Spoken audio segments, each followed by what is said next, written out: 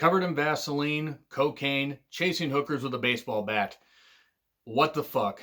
What the fuck do I have to say besides, I'm John Retlin, this is my review of Dark Side of the Ring, Cocaine and Cowboy Boots, the Herb Abrams story. My god, this man was insane. He wanted to start his own wrestling company with blackjack and hookers, but substituted the blackjack for a lot of cocaine. With a lot of cocaine, and my god, a lot of bounce checks. More bounce checks than Heyman had. This episode was absolutely mind-blowingly crazy. Now, I had known a little bit reading up about Herb Abrams and the UWF, the rise and incredible fall, the fact that the company just wasn't going to work out. It wasn't going to work out at all, even though he had these big visions to use stars that still had some juice left, even though they were past their prime, and bring up some new talents and just create this, hodgepodge of great talents to take down Vince McMahon. Crazy dreams, and there were some people that shared some crazy stories about him. And also, they got a lot of good people to actually cut stories about him where Herb had a heart. He had a giant heart. He had an insane heart, and that heart was eventually what, ended up killing him, but let's move on. So, Herb, a little footage in the beginning describes how he wanted the UWF to take wrestling back to how it was, basics, all that and everything, streamline it, have it focus on athleticism. And then as the TV deal kind of went on, all tits up and everything, and the money started drying up, and because it wasn't all there, and he spent the money on a lot of cocaine, he had to go a little cartoonish and everything. And we get to see some footage and stuff like that. And I want to ask you guys, before I continue this, should I review the two UWF events, Beach Brawl and the Blackjack Brawl? Should I review those? Because they're on YouTube, and I think I could review them, and I probably could go absolutely insane. It would be like watching Heroes of Wrestling, only worse. So anyway, the WWF was king by the end of the 1980s and into the early 90s. Herb Abrams was a major hardcore fan. He wanted to start a company. Mick Foley talks about, Herb was a little guy with a big personality. John Arezzi, who has a show on the Arcadian Vanguard podcast network, Pro Wrestling Spotlight, then and now, I believe is what it's called. He had Pro Wrestling Spotlight, which was a radio show where he was a passionate wrestling fan and, worked with some companies. Did a little bit of work, I believe, for, what was it? I think it was for early WCW when Turner first bought the company, or just soon after. And Arezzi has some pretty good things to say. I've heard a little bit of his show. He definitely is a very knowledgeable fan, and having worked a little bit in wrestling, been in and out of wrestling, certainly knows more about it than a lot of people. And it was good. It was good to hear from him. And Mick Foley did offer some really good stories as well. Guys like Bruno Sammartino were approached to be part of the commentary team. So it was him and Herb doing commentary. When Bruno's name is mentioned, and yes, Bruno was well past his wrestling prime by this point. I mean, I think he'd stopped wrestling by the end of 87. He still had a name. He's Bruno Sammartino, the living legend. And he, that name brought credibility right there.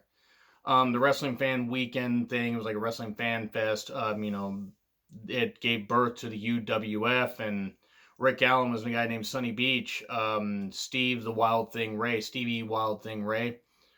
He had some of the best stories about it because he felt that Herb gave him his big break, and really he did have some good emotional stuff, especially by the end.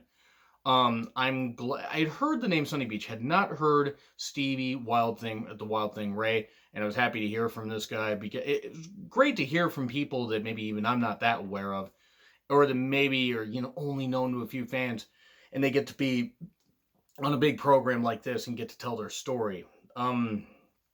Abrams made a lot of promises, promising drawing big crowds, having this TV and everything. He actually did secure a TV deal for like $1 million a year to produce television. And if you taped a bunch and you were smart and paid the talents and everything and didn't give into doing a whole bunch of cocaine, then you actually could have a company. Unfortunately, Herb could not do that. B. Brian Blair, part of the Killer Bees with Jumping Jim Brunzell.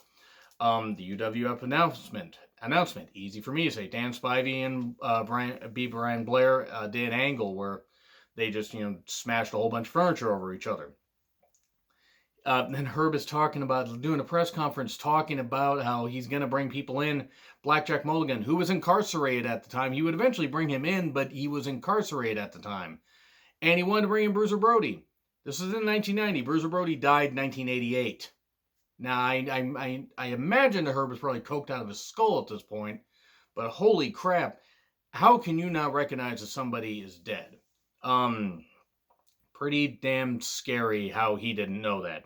It wasn't like, oh, hey, he made this announcement and then Bruiser Brody passed away before that could come to fruition. No, Bruiser was long, unfortunately, dead, and the people that perpetrated that murder never faced jail time. And Carlos Colon and the guy who did, Jose Gonzalez, I believe is his name, they can both burn in hell as far as I'm concerned, especially Carlos Colon, because it was his fault. And Jose, you know what? They can both burn in hell. That's all I'm going to say. Also, another question. Should I go back and review every single one of the Season 1 Dark Side of the Ring episodes? Answers on a postcard or in the comments, please. So, Abrams got a roster. He kept making promises that this was going to be something big. And he had big visions. And you know what? You have to believe him. He's like the motivator, like Heyman. He's a big, big motivator. People were confused on what exactly he did. You know, he worked in the stock market. He had a clothing company called, I believe, Big Girl Now, where made dresses for plus size women, and that he had been very successful doing that. People seemed a little bit confused on what exactly he did, but the bottom line is he had money. Now he had 2 bank accounts. I get a touch on a little bit later. Lenny Doog, I'm not exactly sure how to pronounce his name. Kind of zoned out there a little bit. He was the UWF general manager. He had a lot of good stuff to say about Herb because he was his best friend. And that's good that he was a kindred spirit there with him. October 1st, 1990, UWF Fury Hour. It makes its debut. Okay, cool. You know, Herb and, Bruno on commentary. And they had a roster of some pretty big names at the time. They had Paul Orndorff, Dr. Dusty Williams had to write some of these down. Jay Strongbow, Captain Lou Albano, Dan Spivey. Okay, maybe they didn't have the biggest roster because Dan Spivey was shit. Bob Orton Jr., Cactus Jack Manson, Cactus Jack, Mick Foley, and they had a lot of people. You know, Sonny Beach, Stevie Ray, people I was just talking about earlier. He had a lot of people, and he had other names and stuff like that.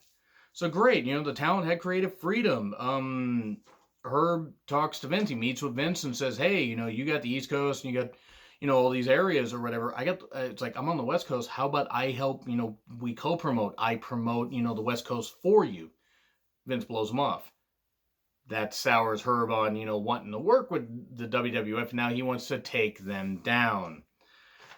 Good luck with that. I mean, no company was going to take... WCW wouldn't have been able to take them down even if they were run by competent people, because they never were. But Marty Yesberg, he was a colonel, branded that by, the Boogie Woogie Man, Jimmy Valiant. He was sold on the UWF. He met with Herb in a suite. Herb brought some call girls over and did a lot of coke. And Marty describes how he's very uncomfortable by that. Are the feds going to bust him? What the fuck? Coke was featured prominently in this because Herb was a goddamn cokehead. And I'm not trying to speak ill of the dead. This episode lays out that he was a cokehead. The UWF TV Wrestling Championship, the way it was, he would always hold it UWF and hold it so the FU would be there or whatever. He would hold the over the F. So it would be like FU. He was telling Vince to F off, basically. And the television wrestling championship was their main title. He needled Vince. He wanted to beat him. I mean, because he was upset about being blown off. And also he's like, well, I can do this. It's great to have some dreams, but you got to have a plan. And his plan was to sign a guy like Andre, the Giant, who is well past his physical prime. Andre would still wrestle even after the Mania 6 match that he had with, that he had where he lost the tag team championships. Well, Haku lost him to Demolition, and then he beat up Haku and beat up Heenan and left a hero. He would still appear and he would still wrestle on house shows, and he would still even wrestle in Mexico and Japan and stuff like that, primarily in tags. But the fact that he got signed, there was this big deal. Yes, he was way past his physical prime, but they got Andre the Giant, and then Vince signs him right back and says, no, you're not going to go work for this guy. Come on and come here. Herb gets more and more upset. He decides to become more involved on camera. Gets busted open in his feud with the Colonel, the one I just talked about. Marty Yesberg. Had to look at the name. Sorry. Some of these names are unfamiliar to me. And, there's this one point where he's just busted open and just bleeding and clearly coked out of his mind. It was probably not a good idea for a guy on so much coke to be bleeding, but I digress. UWF merch. Herbie cookies. It's either weed cookies or they have white frosting or white powder. It's probably that. But Dr. Dad's, oatmeal cookies, all this kind of stuff is kind of funny. Beach Roll pay-per-view. It was for $14.95. It was in 1991. Now, the TV deal was still going. The TV deal would go from October 1st, 1990 to October 1st, 1991. So this is right in the middle, and okay, yeah, the sporadic tapings would happen after the pay-per-view was done, but $14.95 for a pay-per-view. Okay, cool. You know what? Hey, that's not bad. That's not a bad idea, actually. You know, $14.95, your company's in its infancy, you're offering that. If you can get some clearance, you can get some stuff. If you plan this well, it can work. Here's the problem. He didn't plan it very well. The Palmetto Civic Center, it didn't draw. It was a 4,000 seat venue, 500 people. If it had been 2,000, okay, you're half full. At least you did something. That Stevie Ray, Stevie Wild Thing Ray, he said, work hard, play hard. That was Herb. Lenny says, you got to straighten yourself out. We got this pay-per-view. You got to clean up. We got to get you to rehab. But yeah, 500 people in a 4,000 seat venue. I mean, and it was like a 0.01 buy rate. Maybe 1,000 people bought it. And even at $14.95, it's like, what's that? That's not even that much. I mean, that's barely enough to cover the cost of probably, a couple of the talents. It's just absolutely insane. So checks start bouncing. I believe it was B. Brian Blair told the story about he goes into Herb's hotel room or his suite, and there's naked women. They answer the door. He's like, oh, okay, whatever. He goes to get a check from them. And there's piles of cocaine on each nightstand, so we know where the money was going. TV crew later, actually, B. Brian Blair finished up that story. Says he wrote a check to each hooker for $2,000. It was 2 hookers there. It's $4,000 right out the window, and probably about $10,000 in cocaine. And later, TV crew wants some money for this one taping, and then he had 2 bank accounts and used the bad one to pay people, even though he had a lot of money in the other one. Maybe it wasn't his money. Maybe he owed it to the wrong people. Maybe he got the money from the wrong people. We'll never know. He got paranoid. He thought people were out to get him. He ripped up cushions thinking that he was bugged. And then he was going to pay this hooker with a check. She wanted to be paid in cash. These thugs broke in. He jumped out the window, was running naked through a neighborhood, called his friend, wondering what the hell he was doing. He's like, well, make yourself seen, go to jail, do something, make sure that you're somewhere safe. Mania 9 then inspired Herb Abrams to go to the MGM Grand, which if Mania 9 is going to inspire you to do something, you are set up for catastrophic failure, because Mania 9 was one of the worst events that I have seen. Yes, it drew a crowd and everything, and sure, it did that, but it was, creatively one of the worst Manias of all time. I will fight you if you want to disagree. Actually, you can think that if you want. He has the idea to go to Vegas. The MGM Grand, by the way, which is about 17,000 seat venue. Blackjack, it's a blackjack brawl. Sid, Snuka, Dr. Death, and so many others. Cactus Jack was also there.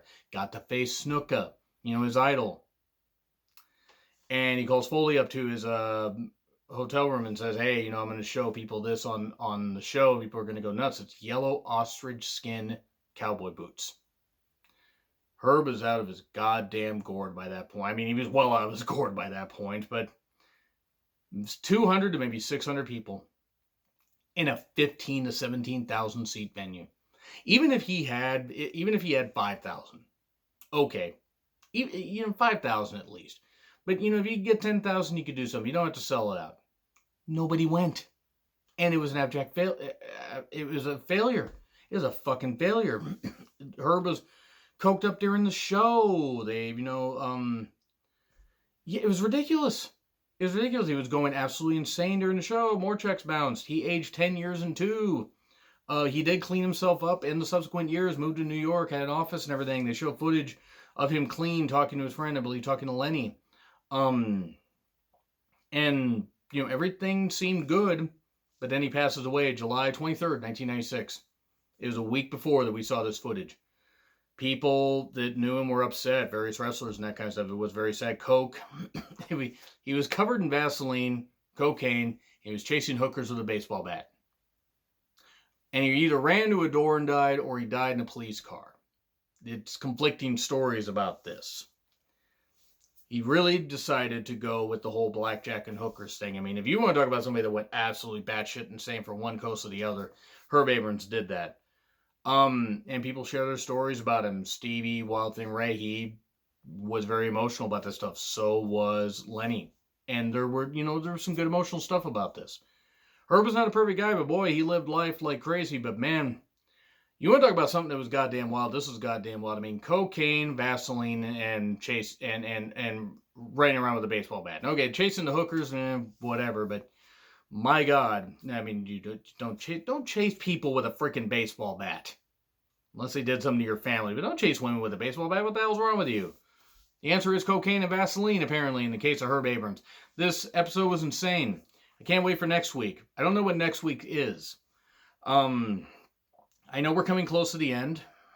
I think the Owen Hart episode's up soon. So anyway, let me know what you guys thought of this episode. Like, share, subscribe, Twitter handle in the description. I'm John Ritlin. I'll see you soon.